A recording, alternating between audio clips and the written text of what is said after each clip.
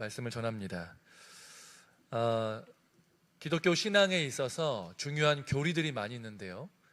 그 교리들에 대해서 이제 옛날부터 개혁교회 시대부터 우리가 가르치기를 시작했습니다. 그래서 신앙이란 무엇인가, 하나님은 누구신가, 이런 것들을 교육하는 교재들이 생겨나게 됐는데, 그런 과정 속 신앙 해설이라고, 신앙 고백이라고도 부르는 그런 교육 과정 속에 핵심적으로 들어가 있는 것들이 무엇이 있냐면 십계명, 주기도문, 사도신경입니다. 그래서 이것들이 신앙에 있어서 주님이 가르쳐 주신 기도를 통해서 우리가 기도를 어떻게 해야 되는지, 그리고 어떻게 살아야 되는지에 대해서 말씀하고 계시고, 이 십계명을 통해서 하나님을 사랑하고 이웃을 사랑하는 것이 구체적으로 어떤 것인지를 가르치고 배우고 살았다라는 것입니다.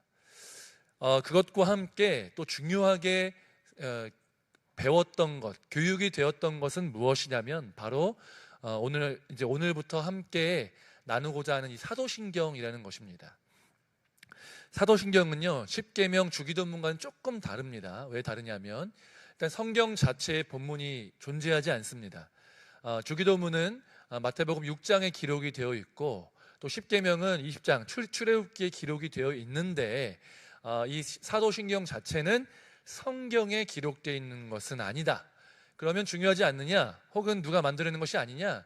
그런 것이 아니라 이 성경 자체에 우리의 믿음은 이런 것이다라는 식으로 기록되어 있지는 않지만, 이 성경의 내용들을 집약해서 우리의 믿는 바는 이것이다라고 신앙 고백으로 만들어진 것이기 때문에 중요하다라는 것들을 알 수가 있습니다.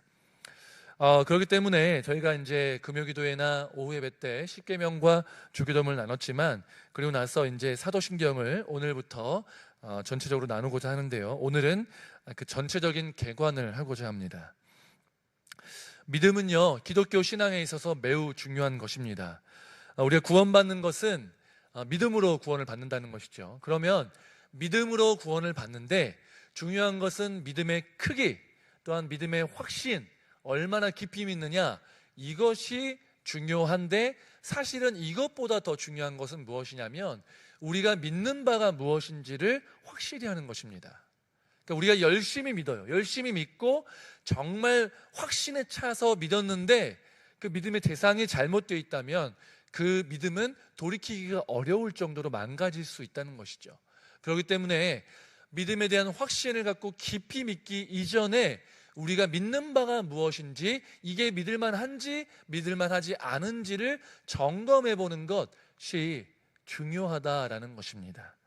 그래서 우리가 믿는 바를 정리해 놓고 또한 요약해 놓은 것이 바로 사도신경이다라는 것입니다. 우리가 믿는 바는요, 한마디로 정의하기가 쉽지가 않습니다. 하나님을 믿죠. 예수 그리스도를 믿습니다. 또한 성령 하나님을 믿습니다. 성삼위일체 하나님을 믿고요, 하나님이 행하신, 우리를 위해서 행하신 그 구원의 역사, 또한 예수 그리스도께서 인간이 되신 것, 또 십자가를 지신 것, 죽으시고 부활하신 모든 것들, 또한 그래서 그 예수님을 믿으면 우리에게 어떤 일이 이루어지는지 믿을 만한 것들이 방대하게 기록되어 있다는 것입니다. 이 성경을 보면 성경 전체에 하나님께서 구원의 길을, 또 하나님이 어떤 분이신지를 이렇게 기록하고 있는데, 문제는 뭐냐면 이게 산재되어 있다는 겁니다.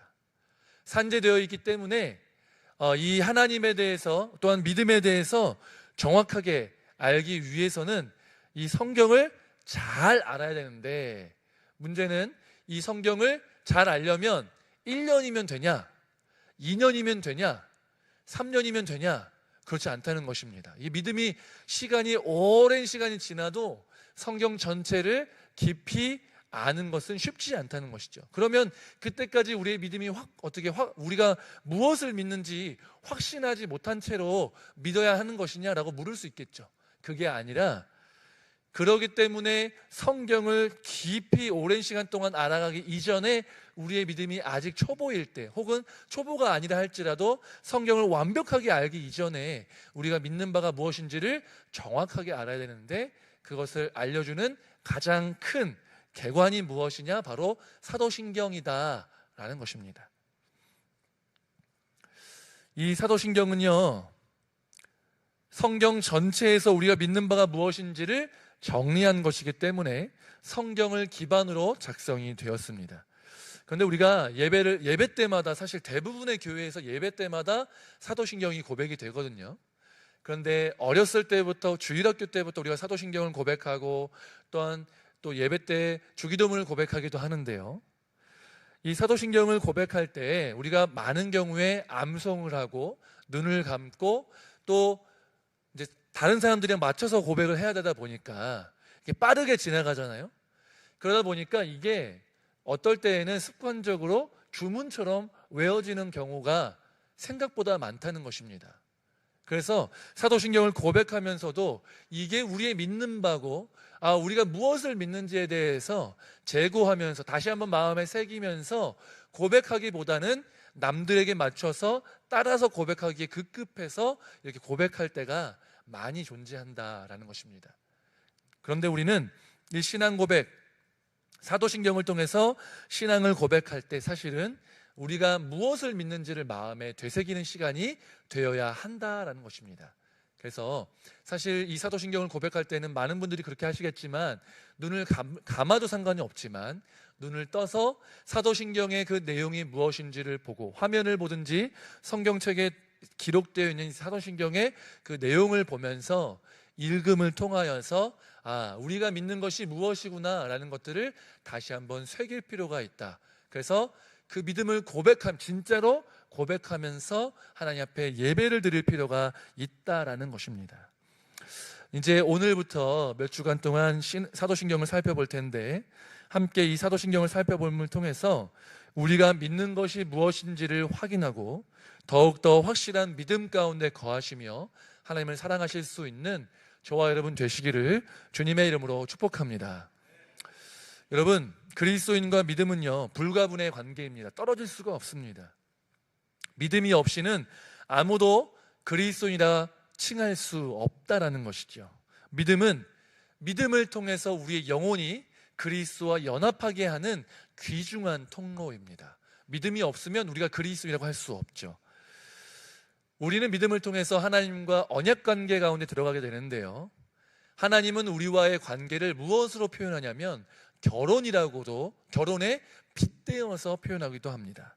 호세아 2장 20절 말씀에 다음과 같이 기록되어 있는데요, 진실함으로 내게 장가 들리니 내가 여호와를 알리라 라고 기록합니다.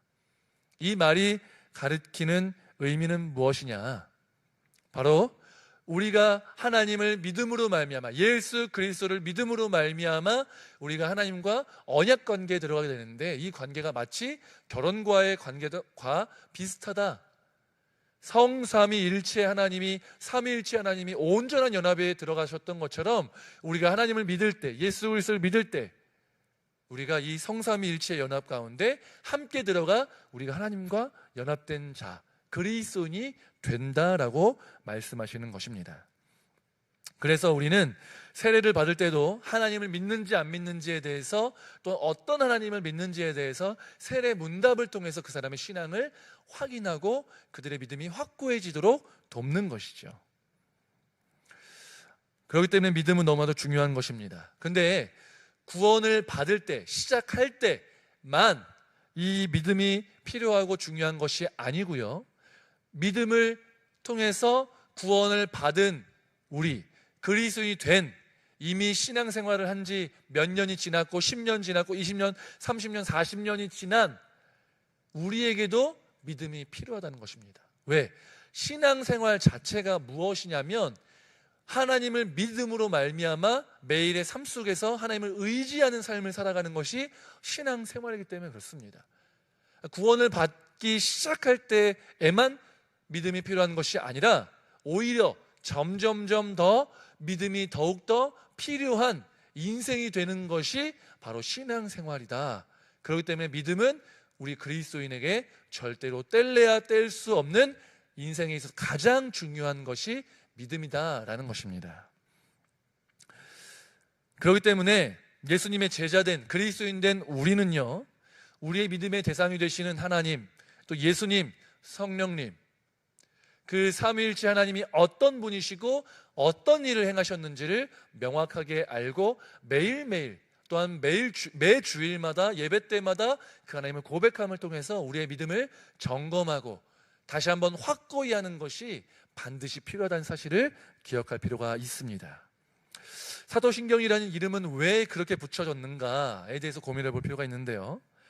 먼저요, 이 사도신경의 그 영어적인 이름을 우리 한번 따져보자면 Apostles' Creed라는 단어로 되어 있습니다. 그 말은 무슨 말이냐?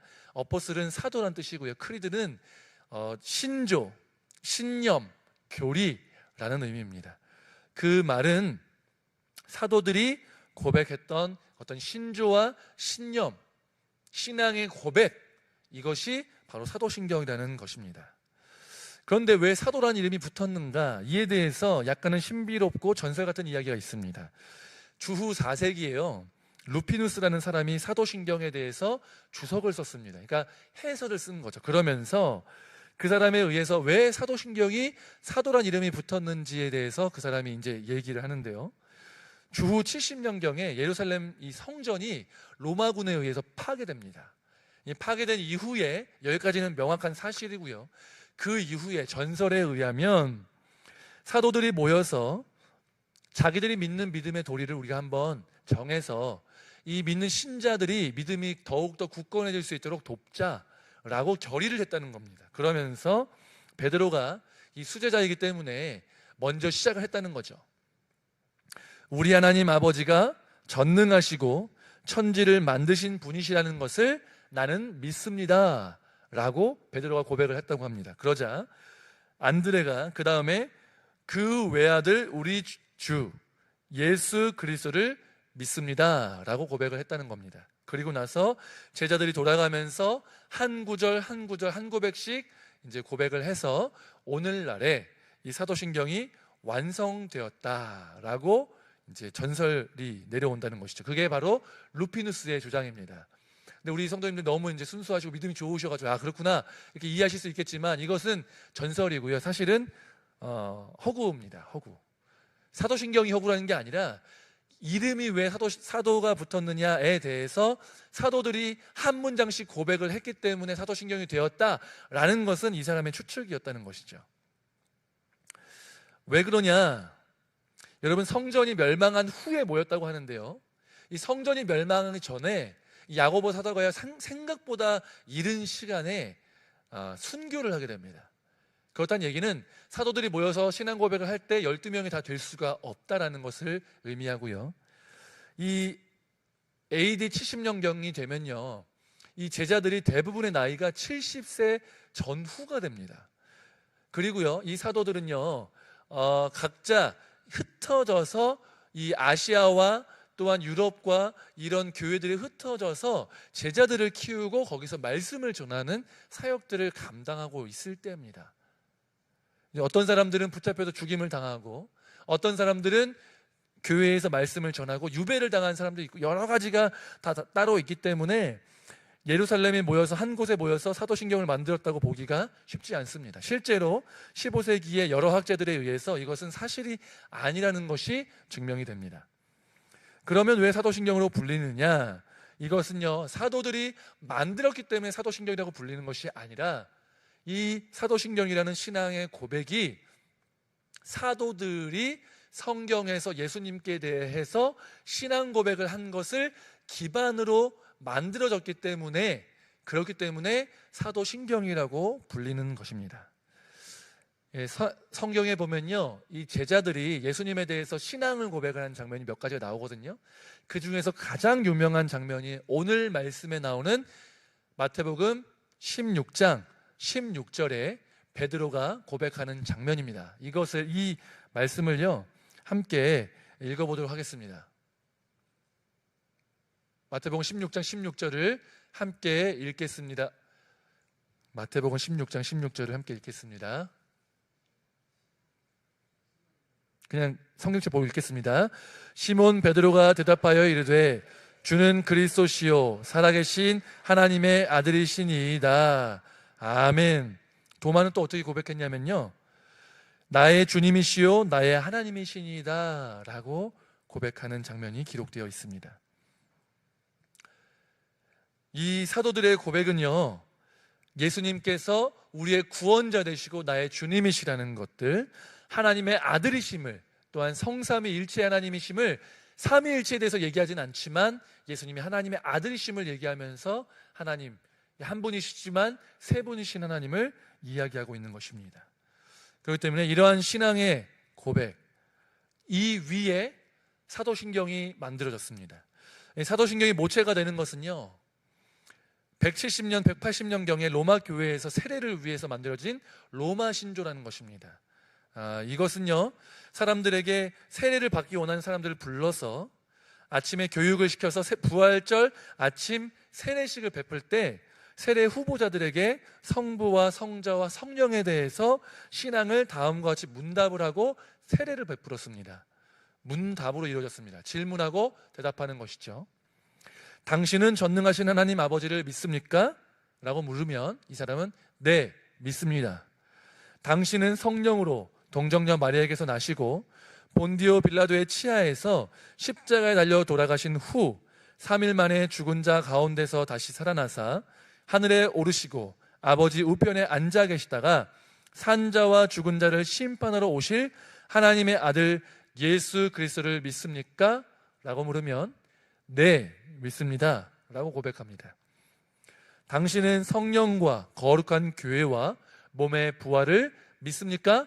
라고 물으면 네, 믿습니다 라고 대답을 하면서 이 세 가지 질문과 대답을 통해서 이 사람이 세례를 받기에 합당하다라고 인정되면 세례를 베풀게 된 것이죠. 오늘날, 옛날에는 이게 문답식으로 신앙이 고백이 되었는데요, 이런 것들이 배경이 되어서 오늘날에도 사실은 이 사도신경을 고백할 때 문답식으로 진행하는 경우가 종종 있습니다. 사도신경을 보면요, 오늘 지금 제가 말씀드린 로마 신조와 비슷하게 이 세 부분으로 구분이 되는데요, 성자, 성부 하나님에 대한 고백이 먼저 나오고 또 길게 성자 예수님에 대한 고백이 나오고요, 그 다음에 성령 하나님에 대한 것들이 나오면서 공회와 교통과 죄사함과 몸의 부활과 영원히 사는 것에 대해서 나와 있습니다. 그렇기 때문에 이것에 대해서 당신은 성부 하나님을 어떤 것을 믿습니까? 라고 물으면 전능하사 천지를 만드신 하나님 아버지를 내가 믿사오며 라고 고백하고, 어떤 성자 예수님을 믿습니까? 라고 물으면 이 성자 예수님에 대해서 고백하는 식으로, 문답식으로 고백하는 교회가 있습니다. 여러분, 이것은요, 우리와 다르니까 어색하니까 이상하다라고 생각해서 이 사람들 이단이야 라고 얘기하시면 안 됩니다. 사도신경은 이 사도신경의 이제 고백 형식으로 바뀌어서 우리가 고백을 하는 것인데 문답식으로도 진행될 수 있다는 것입니다. 이것은요, 성경이 아니고 신앙 고백이고 변형해서 사용할 수 있기 때문에, 예배와 예전의 문제이기 때문에 우리와 다르다고 해서 틀렸다라고 얘기하면 안 된다는 것이죠. 어쨌든 이렇게 로마 신조가 이렇게 변경되어서 오늘날 쓰이고 있는 사도신경이 약 750년경에 확정되었습니다. 이 사도신경은 하나님, 예수님, 성령님, 또한 그 이후에 교회와 개인에 대한 신앙, 그리고 앞으로 벌어질 일에 대해서 예수님의 재림과 몸의 부활, 영원한 생명에 대해서까지 믿음으로 고백하는 것이 담겨 있습니다. 그 중에서도 가장 세세하게 다루고 있는 부분은 성자 예수님에 대한 신앙 고백입니다. 예수님은 누구시냐? 예수님은 어떻게 태어나셨고 어떻게 죽으셨고 어떻게 부활하셨으며 승천하셨고 예수님의 재림은 어떻게 될 것인가에 대해서 기록하고 있는 것이죠.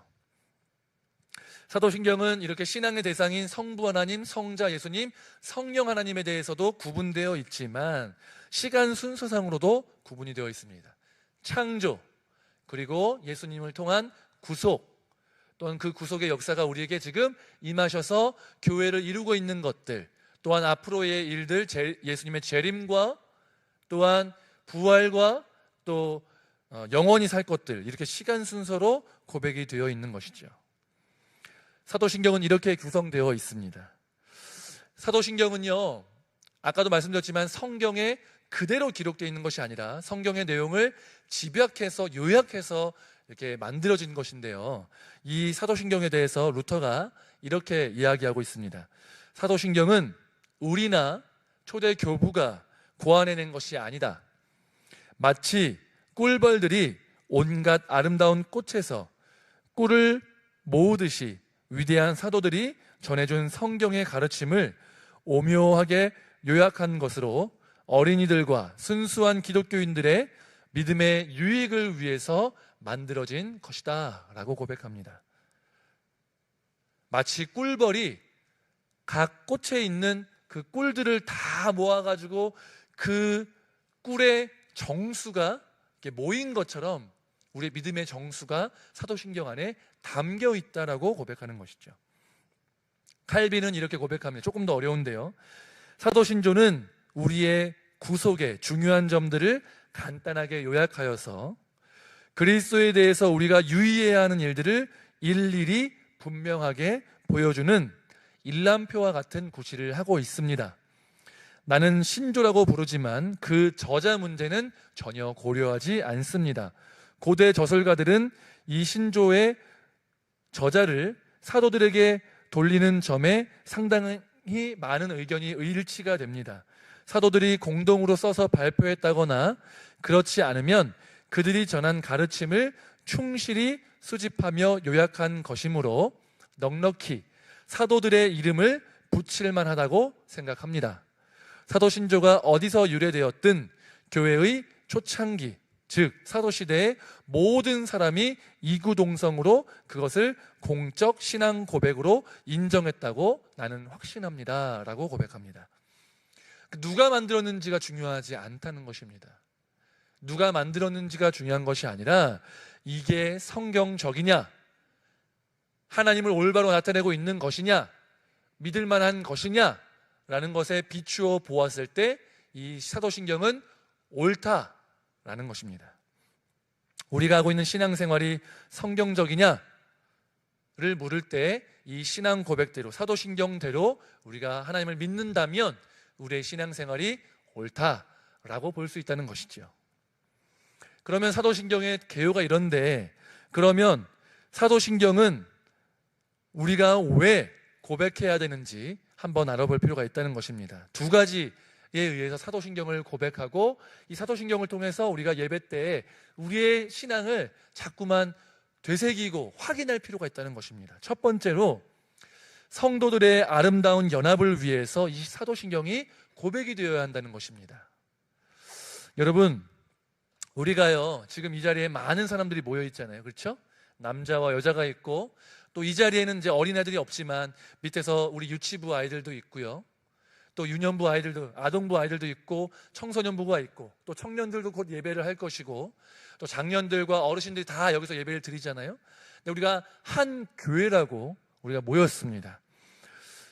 나이도 다르고 성별도 다르고요. 신분도 다르고 인종도, 사실 우리는 좀 특이한 케이스지만 인종도 다르고 지식의 수준과 학력과 또 직장과 또 출신 지역, 서울 사람, 광명 사람, 경상도 사람, 전라도 사람, 충청도 사람, 강원도 사람, 여러 사람들이 모였는데 그게 다 상관없다는 것입니다. 그것을 다 아우르고 하나로 뭉치게 하는 한 가지가 있는데 그것이 무엇이냐면 우리가 무엇을 믿는지에 대한 올바른 신앙 고백, 이 사도신경이라는 신앙 고백으로 인해서 우리가 한 몸을 이루고 한 교회를 이루어서 하나님 앞에 함께 예배할 수 있는 공동체로 부르심을 받았다라는 것입니다. 그 때문에 사도신경을 고백하는 것이 중요한 이유다라는 것입니다.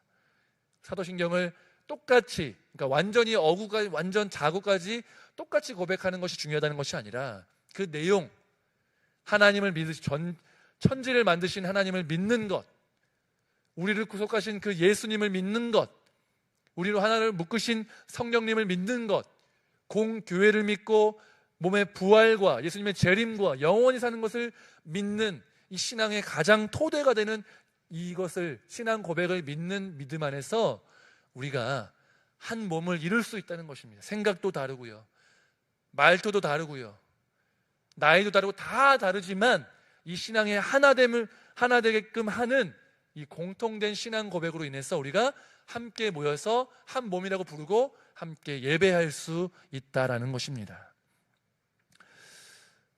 두 번째로 우리가 사도신경을 고백해야 되는 두 번째 이유는 우리를 미혹하는 자들과의 영적 싸움에서 승리하기 위함입니다. 오늘날도 이단들이 많죠. 지금도 철산역에 나가면 이단들이 가판대를 설치하고 잘못된 복음들을 전하고 있습니다. 그들의 교회로, 우리 교회가 아니라 그들의 교회로 현혹합니다. 근데요, 이 사도신경이 만들어졌던, 또한 이 성경이 기록됐던 시제에도요, 이단들이 많이 있었습니다. 아직 교리가 정리되지 않았기 때문에 더욱더 많았고 혼돈의 시대였는데요, 그런 이단들이 많이 나온 그 시절에 이 성경이 기록되는 이유, 또한 이 신앙 고백이 기록된 많은 이유가 무엇이냐면 잘못된 교리를 배격하기 위해서입니다. 신앙 고백은요, 이 간결하고도 명확한 핵심적인 문장을 통해서 이것을 통해서 니네들 믿음이 잘못된 것이다 라고 벽을 치는 것이고, 성경은요, 예수님이 사실은 하나님은 아니야 라는 그러한 잘못된 이단들에 대해서 이 요한복음은 예수님께서 태초부터 하나님과 함께 계셨던 하나님이심을 그 성경 전체를 통해서 역설하고 있는 것입니다. 내가 경험한 예수님은 하나님이시다 라는 것입니다. 또 예수님이 인간이 하나님은 맞지만 사실은 실제로 존재했던 인간은 아니셨을 거야 라는 잘못된 교리에 대해서 다른 복음서들이 또한 그러한 잘못된 논리를 배격하기 위해서 기록되었다라는 것입니다. 그렇기 때문에 우리가 사도신경을 올바로 배우고 또한 그 의미를 되새기면서 고백하는 것이 우리에게 무슨 유익을 주냐면, 잘못된 이단들이 들어올 때 신천지, 하나님의 교회, 통일교 이런 수많은 이단과 사이비들이 나 통일교입니다 라고 하고 들어오면 배격할 수가 있겠죠. 그런데 그들이 내 신분을 밝히지 않은 채 잘못된 교리와 잘못된 생각들과 잘못된 믿음을 가지고 들어왔을 때 그것들을 분별하고 배격하기 위해서는 우리가 확실한 믿음 위에 바로 서야 되는데, 그 가장 기본이 되는 게 무엇이냐면 바로 사도신경이라는 신앙 고백이라는 것입니다. 여러분, 우리를 미혹하는 자들, 우리를 진리에서 벗어나게 하는 자들, 우리를 시험에 들게 하는 자들과의 영적 싸움에서 이길 수 있는 방법은 기도와 말씀밖에 없는데, 아까도 말씀드렸듯이 말씀이 방대하기 때문에 다 이해하고 완벽하게 깨닫기 어렵기 때문에, 달달달 암송하기가 어렵기 때문에 그 핵심 교리를 사도신경이라는 신앙 고백을 통해서 확실하게 붙들고 잘못된 복음이 들어왔을 때 그것들을 충분히 배격할 수 있어야 될 줄로 믿으시기 바랍니다. 여러분, 이러한 여러 가지 이유 때문에 우리는 사도신경을 살펴보아야 하고요, 살펴볼 것입니다. 사도신경을 한 구절 한 구절 살펴봄을 통해서 우리의 믿는 바가 더욱더 확실해지시기를 바라고요, 어떠한 사단의 공격에도 어떠한 감정의 변화에도 우리의 믿음이 쉽게 흔들리는 것이 아니라 하나님을 향한 믿음과 사랑이 더욱더 확고해지고 굳건해지고 깊어지시는 저와 여러분 되시기를 주님의 이름으로 축복합니다. 함께